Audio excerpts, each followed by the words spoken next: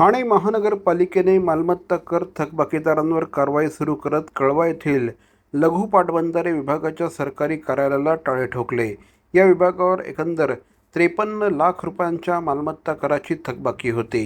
महापालिकेने यंदा 920 कोटी रुपयांच्या कर वसुलीचं उद्दिष्ट ठेवलं होतं, मात्र डिसेंबर अखेर 536 कोटींचीच वसुली झाली। त्यामुळे आयुक्तांनी थकबाकीदारांवर कठोर कारवाईचे आदेश दिले।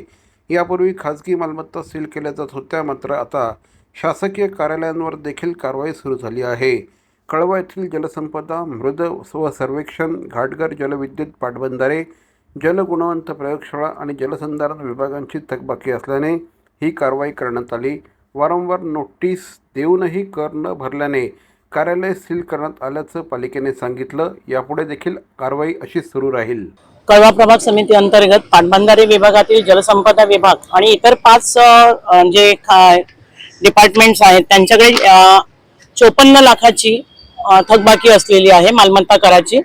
आणि आम्ही गेले 5-7 वर्ष ह्या विभागाला आम्ही जप्ती आणि ह्या सगळ्याच्या नोटिसा देऊनही त्यांनी न भरल्याने आज ही 5ही जे डिपार्टमेंट्स आहेत त्यांना अटकावणी केलेली आहे।